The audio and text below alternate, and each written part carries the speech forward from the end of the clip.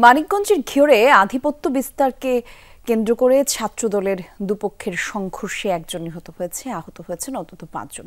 নিহত লাবলু আহমেদ উপজেলা ছাত্রদলের সাবেক সাধারণ সম্পাদক। পুলিশ এবং স্থানীয়রা জানায় এলাকায় আধিপত্য বিস্তারকে কেন্দ্র করে লাবলু এবং বাবুর মধ্যে কয়েক মাস ধরে বিরোধ চলছিল। এরই জেরে দুপুরে ঘিওর বাসস্ট্যান্ড এলাকায় প্রথমে সংঘর্ষে জড়ায় দুপক্ষ। আহত হন বেশ কয়েকজন। আহত লাবলু সহ কয়েকজনকে চিকিৎসার জন্য উপজেলা স্বাস্থ্য কমপ্লেক্সে নেওয়া হলে সেখানে তাদের উপর হামলা চালায় প্রতিপক্ষের লোকজন। কুপিয়ে জখম করা হয় 3 জনকে। পরে লাবলুকে মৃত ঘোষণা করেন চিকিৎসক। আর এই ঘটনায় এলাকায় উত্তেজনা বিরাজ করছে। মোতায়েন করা হয়েছে আইনশৃঙ্খলা বাহিনী।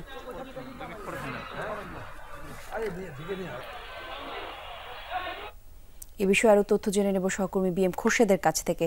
খোরশেদ, একটু জানাবেন সংঘর্ষের ঘটনার পর এলাকার পরিস্থিতি এখন কেমন দেখতে পাচ্ছেন, আর স্থানীয় বিএনপির সিনিয়র নেতারা এ বিষয়ে কিছু বলেছেন কিনা?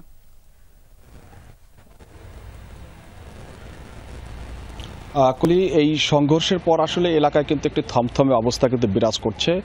দুপুরের পর থেকেই বিভিন্ন যে গুরুত্বপূর্ণ যে পয়েন্টগুলো রয়েছে উপজেলার, সেই উপজেলাতে কিন্তু অতিরিক্ত পুলিশ কিন্তু মোতায়েন রয়েছে। এবং আমি এই মুহূর্তে ঘিওর যে উপজেলা স্বাস্থ্য কমপ্লেক্স, সেই কমপ্লেক্স রয়েছে, এই কমপ্লেক্সে আসলে এই সংঘর্ষের ঘটনাটি ঘটে। এবং যে সংঘর্ষে ছাত্রদলের যে সাবেক সাধারণ সম্পাদক যিনি নিহত হয়েছেন, এই কমপ্লেক্সের ভেতরেই কিন্তু আসলে এই সংঘর্ষের ঘটনাটি ঘটে। এবং এই কমপ্লেক্সের পাশে আমরা দেখেছি যে এখনো কিন্তু পুলিশের গাড়ি কিন্তু রয়েছে। তবে এই ঘিওর থানার যে ভারপ্রাপ্ত যে কর্মকর্তা যিনি রয়েছেন, তিনি বলেছেন যে পরিস্থিতি তাদের নিয়ন্ত্রণে রয়েছে।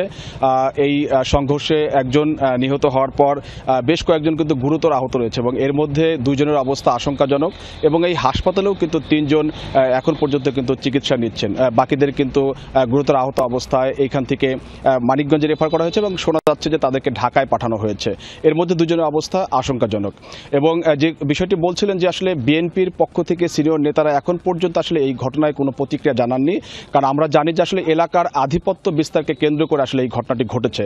তবে যারা এই সংঘর্ষে জড়িয়েছেন তারা 2 পক্ষই আসলে ছাত্রদলের রাজনীতির সাথে জড়িত।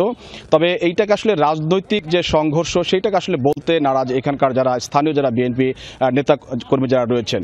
তবে জেলার যে বা উপজেলা পর্যায়ের যে সকল সিনিয়র নেতারা আছে, এই বিষয়ে আসলে এখন পর্যন্ত আনুষ্ঠানিকভাবে আসলে কোনো বক্তব্য তাদের আসলে পাওয়া যায়নি। এবং আরেকটি বিষয় হচ্ছে যে আমরা যে লাবলু আহমেদ যিনি মারা গেছেন, তিনি দীর্ঘদিন আসলে কুয়েতে ছিলেন, তিনি প্রবাসী ছিলেন। 5 আগস্ট সরকার পতনের পর আসলে তিনি দেশে ফেরেন এবং দেশে ফেরার পর রাজনীতিতে আবার সক্রিয় হন। এবং পুলিশের পক্ষ থেকে বলা হচ্ছে যে এখন পর্যন্ত এই ঘটনায় কোনো অভিযোগ কিন্তু তারা পাননি এবং চেষ্টা করা হচ্ছে যে তারা বলেছেন যে আসলে এই ঘটনায় একটি হত্যা মামলা দায়ের হবে এবং সেটার প্রস্তুতি আসলে চলছে। কলি, ধন্যবাদ আপনাকে।